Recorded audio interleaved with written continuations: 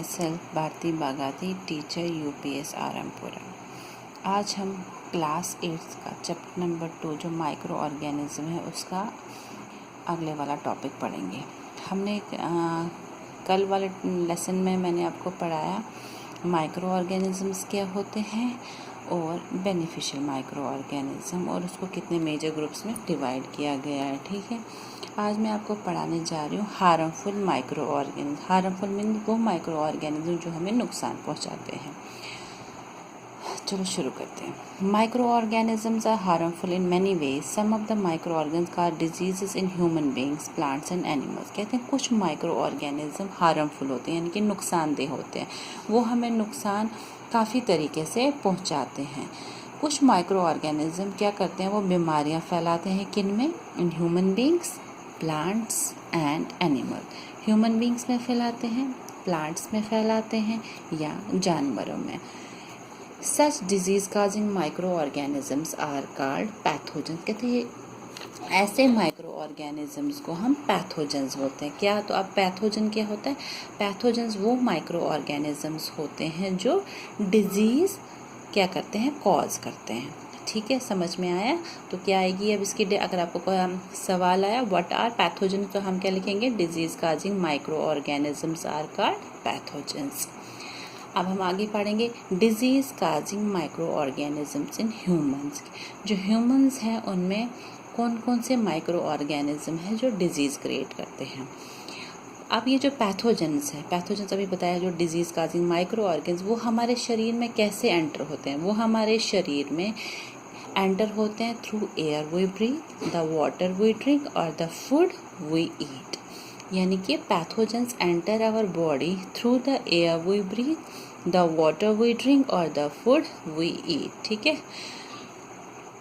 microbial diseases that can spread from an infected person to a healthy person through air, water, food or physical contact are called communicable disease। अब हमारा communicable disease क्या होते हैं? वो diseases जो spread होती है एक इन्फेक्टेड पर्सन से टू ए हेल्दी पर्सन। ठीक है, क्या? ये ध्यान से लिखना, ध्यान से सुनो। From an infected person to a healthy person, वो डिजीज़ जो स्प्रेड होती है from an infected person to a healthy person through air, water, food और physical contact are called communicable diseases. ठीक है, आजकल जैसे कोविड आ रहा है, कोविड इन्फेक्टेड पर्सन से हेल्दी पर्सन को कैसे ट्रांसफर होता है? थ्रू द एयर, तभी मास्क बोलते हैं लगाने के लिए। ठीक है, थ्रू एयर, यानी कि अगर वो शख्स छींकेगा तो उसके जो ड्रॉपलेट्स होंगे, जो उसका म्यूकस निकलेगा नाक से या कुछ जो ड्रॉपलेट्स निकलेंगे, तो वो किस में रहेंगे? वो जो वायरसेस है वो एयर में रहेंगे। फिर जो उसके साथ उसके पास जो पर्सन होगा, वो जब वो एयर, इन्फेक्टेड एयर इनहेल करेगा तो उस एयर के साथ साथ वो बैक्टीरियाज या वायरसेस उसकी बॉडी में एंटर होंगे। ठीक है, वही है microbial disease that can spread from an infected person to a healthy person through air. आप है वाटर, वाटर कैसे? अगर हम इन्फेक्टेड वाटर पियेंगे या फिजिकल कंटेंट या कंटेमिनेटेड फूड, उसका खाना हम शेयर करेंगे। अगर एक पर्सन को कुछ बीमारी है, फिर हम उसका खाना शेयर करेंगे तो वो डिजीज़ जो होगी हमें ट्रांसफ़र हो जाएगी। और फिजिकल कंटेक्ट, या उसके पास बैठेंगे, गले लगेंगे, हाथ मिलाएंगे। ठीक है, तो उससे भी क्या होगा? डिजीज़ फैलेगी। उन डिजीज़ को बोलते हैं कम्युनिकेबल डिजीज़। अब समझ में आया कम्युनिकेबल डिजीज़ क्या है? और कम्युनिकेबल डिजीज़ कौन कौन सी है? For example cholera, common cold, chicken pox and tuberculosis. ये कुछ एग्जाम्पल्स हैं। अब मैंने आगे चार्ट बनाया है कुछ डिजीज़ का, ह्यूमन डिजीज़ का, उनके काजेज टू माइक्रो ऑर्गेनिज्म और वो फैलता कैसे और हम उसको रोक कैसे सकते हैं।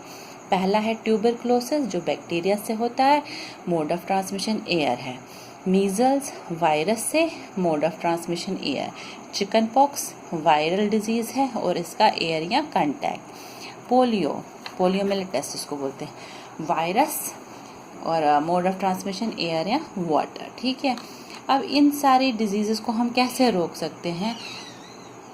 कीप द पेशेंट, हमें पेशेंट को क्या करना चाहिए, आइसोलेशन में रखना चाहिए और उसको proper vaccination at proper age हमें देनी चाहिए। जैसे छोटे बच्चों को आजकल वैक्सीन प्रोवाइड करते हैं ना, तो इन सब की वैक्सीन है, अगर हम वैक्सीन देंगे तो फिर ये बीमारियां नहीं होंगी। Next is cholera and typhoid. Cholera bacterial disease है और मोड ऑफ ट्रांसमिशन वाटर या फूड है। टाइफाइड भी बैक्टीरियल डिजीज है, मोड ऑफ ट्रांसमिशन वाटर है।